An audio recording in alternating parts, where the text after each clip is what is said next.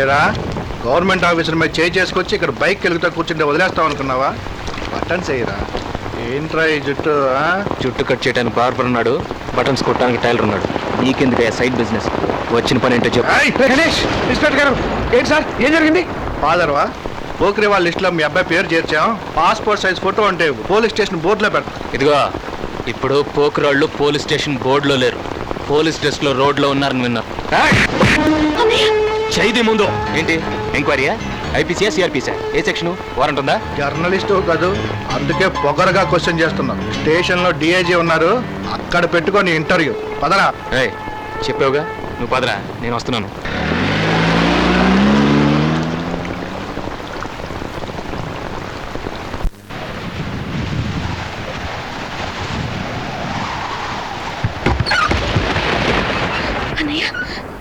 ఏం అవలేదు కదా? ఏం కాలేదమ్మా, ఏదో చిన్న ఎంక్వైరీ. అవును, నాన్నెక్కడా? ఇక్కడే ఉన్నాను రా, ఇంకా చచ్చిపోలేదు. ఏమైందన్నా అంత సీరియస్ అయిపోతున్నావు? ఏమీ అవ్వలేదురా. నిన్నటి వరకు ఈ రామచంద్రయ్య అంటే మన వీధిలో వాళ్ళకే సరిగ్గా తెలియదు. ఇప్పుడు మీ ఇంటికి పోలీసులు వచ్చారంట కదా అని వచ్చేపోయే వాళ్ళందరూ అడుగుతున్నారు. బాబు, ప్రెస్ రిపోర్టర్ కదా, ఈ నాన్నకి మంచి పబ్లిసిటీ ఇచ్చావురా. అన్నయ్య ఆకలితో ఉన్నాడు నాన్న, భోంచేయని. అమ్మా, ఒక వారంలో నేను చూడటానికి పెళ్లి వారు వస్తున్నారు. వాళ్ళకి పోలీసులు వచ్చారని తెలిస్తే నీ పెళ్లి ఆగిపోతుంది. అవన్నీ వీడికి ఎందుకమ్మా, వీడికి ఆకలిస్తుందంట. తీసుకెళ్ళి భోజనం పెట్టమ్మా, భోజనం పెట్టు. వాడిని ఆపకమ్మా, వెళ్ళని. వెళ్ళి ఆ కోపంలో ఏదో గొడవలు పెట్టుకొస్తాడు. ఈ రోజు మన ఇంటి ముందుకి పోలీసులే వచ్చారు, రేపు మన ఇంట్లోకి రౌడీలు వస్తారు. అదంతా వాడికి ఎందుకమ్మా, వెళ్ళని. అసలు ఏం జరిగిందో తెలుసుకోకుండా మాట్లాడతావు నాన్న. ఎంతో మంది పసిపిల్లలను పట్టున పెట్టుకున్నారు నాన్న. అడిగితే మందులు లేవని చెప్తున్నారు. ప్లాట్ఫామ్ మీద తిరిగే జంతువులు కన్నా నీచంగా వైద్యం చేస్తున్నా. వాళ్ళ అశ్రద్ధ వల్ల ఎంతమంది పేదవాళ్ళు చనిపోతున్నారు తెలుసా నీకు? ఆబ్రా, పేదవాళ్ళు పేదవాళ్ళు ఎప్పుడు లేరురా ఈ పేదవాళ్ళు. నేను నీ వయసులో ఉన్నప్పటి నుంచి పేదవాళ్ళు ఈ దేశంలో ఉంటూనే ఉన్నారు. పేదవాళ్ళ గురించి నటించిన వాళ్ళు, పేదవాళ్ళ గురించి మాట్లాడిన వాళ్ళు, పేదవాళ్ళ గురించి రాసిన వాళ్ళు అంతా ధనవంతులు అయ్యారా. అయినా ఆ పేదవాళ్ళు పేదవాళ్ళుగానే ఉండిపోయారు.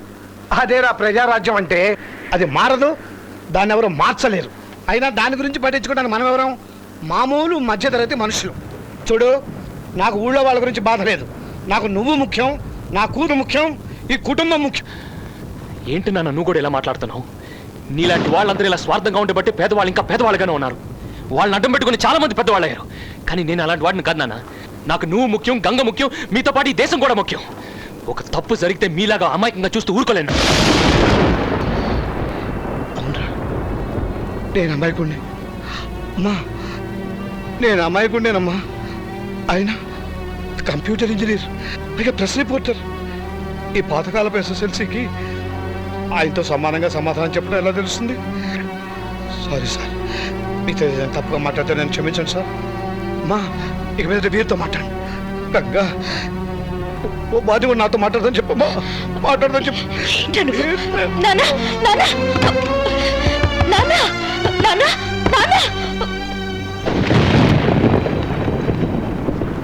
కొంచెమైనా బుద్ధిందారా నీకు? నాన్నతో మాట్లాడటం ఇలాగేనా? పొద్దున్న నుంచి పచ్చి మంచినీళ్ళు కూడా తాకుండా ఊళ్ళో ఉన్న పోలీస్ స్టేషన్ తిరిగి వచ్చాడు. ఆ కోపంలో ఆయన ఏదో మాట్లాడితే ఒక్క నిమిషం ఓడ్చుకోలేకపోయావా? ఇదిగో చూడు, నీ దేశభక్తి, జర్నలిజం అన్ని ఇంటి బయట వదిలేసి వస్తేనే నాతో మాట్లాడు, లేకపోతే నాతో కూడా మాట్లాడద్దు. నేను మాట్లాడుతూనే ఉన్నాను, నువ్వు చూస్తున్నావేంటి?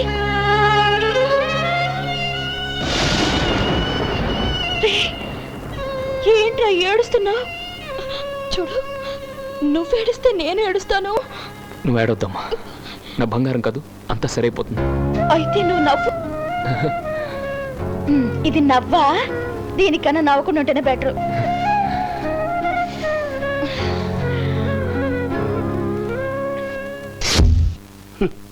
మాధవాపురంలో మంది చచ్చిండ్రని న్యూస్ విన్నాక నా కండ్లెంట నీళ్లు రాలేదు తమ్మి, నెత్తురు వచ్చింది అన్నట్టు.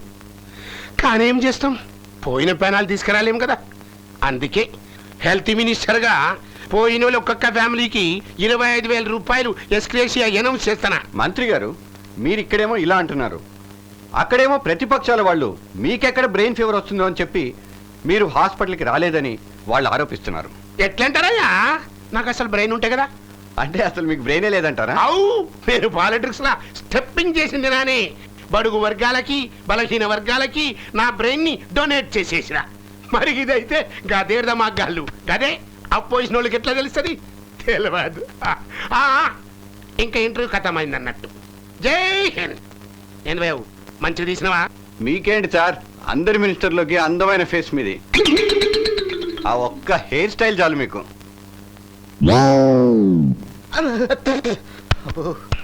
అన్నట్టు ఈ ప్రోగ్రామ్ ఎప్పుడు వస్తుంది? రేపే టెలికాస్ట్ అవుతుంది. మాట ఏంద్రా? మన గురించి ఈరోజు డెమోక్రసీ మ్యాగజైన్లో అనౌన్స్మెంట్ వచ్చిందన్న. మాధవపురంలో మందులు కొనడానికి ప్రభుత్వం కేటాయించిన సొమ్మును దోచుకున్న దొంగలెవరు, రాష్ట్రమంతటినీ భయభ్రాంతులు చేసే 50 కోట్ల కుంభకోణం పూర్తి వివరాలు వచ్చే సంచికలో. వాళ్ళకైతే ఈ మ్యాటర్ లీక్ చేసిన వాళ్ళు ఎవర్రా?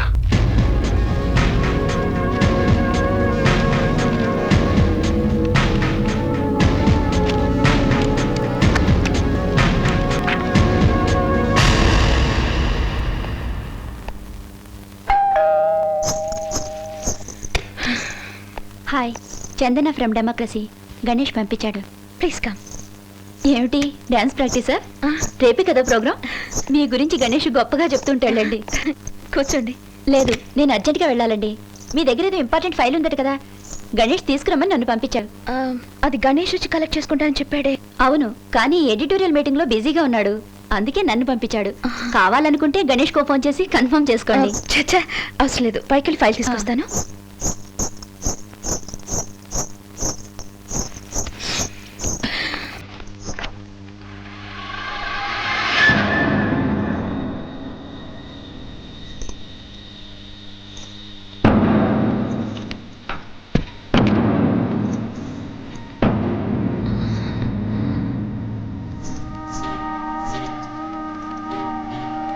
Excuse me.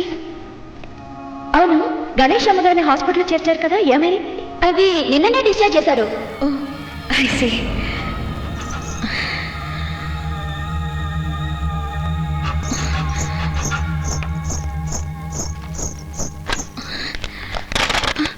ఆ ఫోన్ పనిచేయదు, మేమే కట్ చేశాం.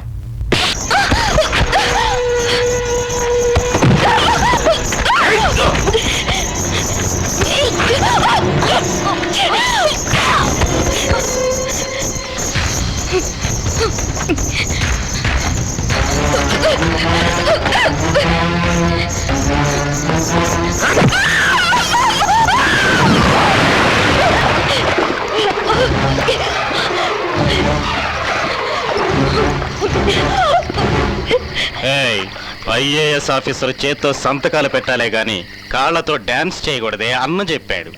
రేయ్, ఏ సైడ్ రా?